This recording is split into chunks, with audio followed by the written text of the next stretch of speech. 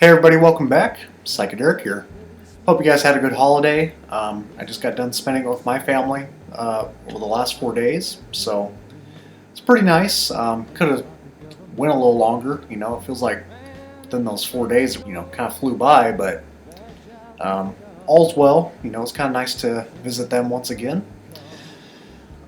Seems like anymore with family traditions like that, it's kind of hit or miss anymore. With the pandemic thing and just being busy all the time.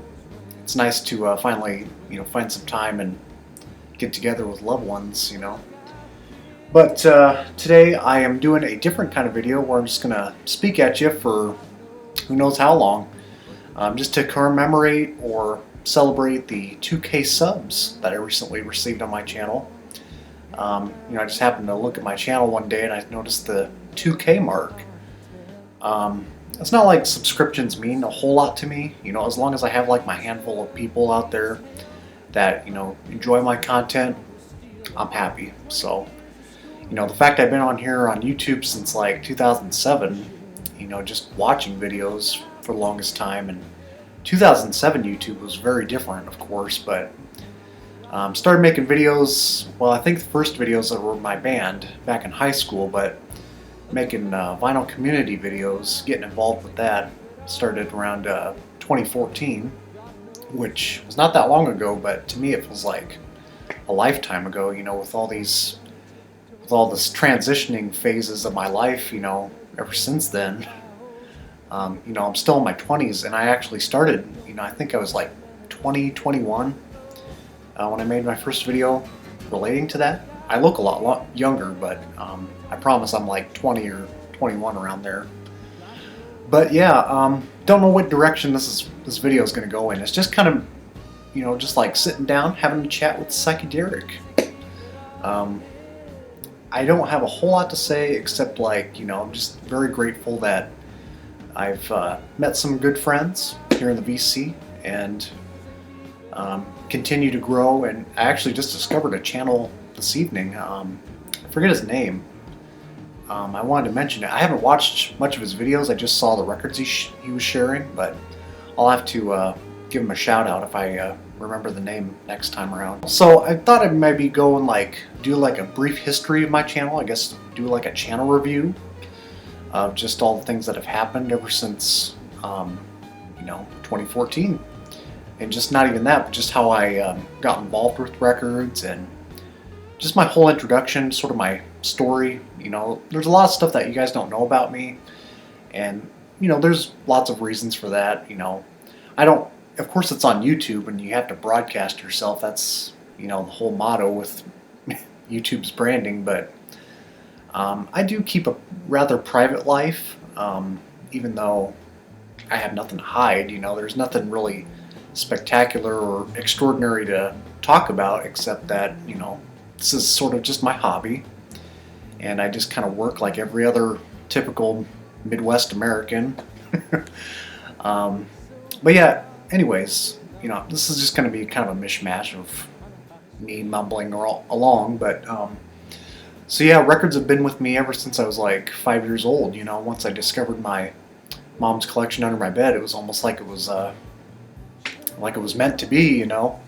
Just a lot of typical classic rock stuff my mom collected, some disco records, very much of the late 70s period kind of records. And, I kind of grew up listening to that stuff too with my dad. To this day, when we drive around, I'm always sharing music with him, even if he doesn't get it or even cares a whole lot, But we grew up listening to tapes in the truck, just driving around town in the morning, and him having coffee and me having my apple juice or milk, whatever, just playing like Bob Seger tapes and Meatloaf, John Cougar Mellencamp. To this day, of course I don't listen to that stuff, but my taste has certainly evolved since then, and I don't have any reason to go back to that stuff. There's been so many different phases, and the evolution of my enthusiasm with music has just grown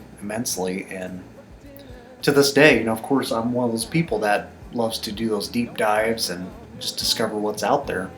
But yeah, it all started, with, again, me being about 8 to 10 years old. Ever since my childhood, always interested in, like, how do you play them records? And of course, it was always trial and error. I would buy all these different turntables at these garage sales. I would buy almost any kind of record just to play it. I think some of the very first records I bought were like Halloween records, haunted house records, stuff like that. That just got me kind of, dipping my feet into the, just how this all works. And of course, I'd always play it on 45 speed. 33s at 45 speed. Just because I want a funny reaction, but. With all that said, of course, when the psychedelic stuff came along, I can't really remember how I first got introduced to that. I think it probably started just like any other person, was like, listening to classic rock stuff. Of course, I was listening to Zeppelin and Black Sabbath, which to this day, Black Sabbath is one of my favorite bands, but I just never feel like having to return to them right away, because they were one of the first bands I dove into their whole discography just to discover what they were about, as well as Pink Floyd, which I'll be talking about in my next video. But yeah, so I kind of was in the Black Sabbath phase and Led Zeppelin, but then somehow Cream and Iron Butterfly entered the mix, and then I was kind of like, okay, this is the late 60s, I just want to get a little deeper into that. And of course, I'm so glad YouTube came along, because it was just kind of like a gateway into discovering all these underground sounds. Of course, like stuff like the UK Kaleidoscope was one of the first bands, and to this day, one of my favorite pop psych bands. Magic Ship, That Private Press was one of the very first. Of course, I was heavily into the Stooges at the time. This was like, sophomore to senior year of my life. And just after that, after high school, it was also when I just got turned on to the vinyl community, which, I discovered people like, Derek Higgins, who was based out of Omaha. And I think he first came along because I was, typing in vinyl records, Omaha, and he popped up. I think he was talking about, I still remember it, he was talking about like Silver Apples. And I just remember, getting turned on to that, and then just kind of branched off from there. And of course, I had just joined Instagram in 2012, which was about 10 years ago now, and I was discovering people like Nathan Morales, who has become like a kind of good online buddy that we shared some personal stuff with. Of course, just exchanging friendly things that we're both going through, and not just that, but also records. I've sent him a couple records, some of my music in the past. Who went under the name Turntable Currents, which he's kind of on and off making videos, I've noticed. And him and Mr. Fartboy Tony, Mr. Fartboy 79, was one of the first channels as well. He was showing a lot of progressive rock and psych and stuff like that.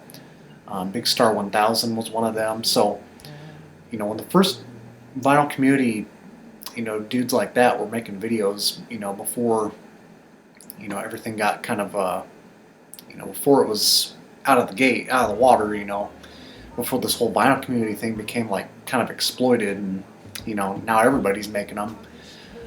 It was really a unique time, because I was watching these people grow up, and I was eventually saying to myself, well, man, this would be a great way to kind of escape, and meeting people on here as well. So I eventually did in 2014, and to this day, just so grateful that it all worked out well.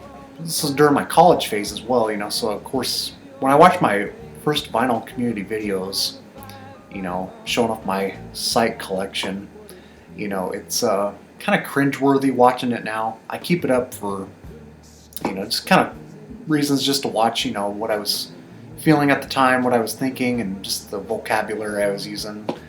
Wasn't the greatest, and I don't encourage people to watch them, but just to see like how I've transitioned is the part I enjoy about it. And I was calling Velvet Underground a psych band, which really not, but yeah.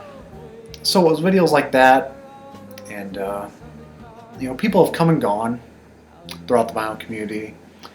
And this year in particular, I really went all out and was, you know, kind of editing my videos the most I ever have this year, and just sharing my love for, you know, just kind of more of the visual side as much as I could, you know, just to push content out. But I'm not really one of those that sit back and, you know, talk about my life journey or whatever, but like some people do. Some people kind of ramble on a whole lot, which I'm doing here, but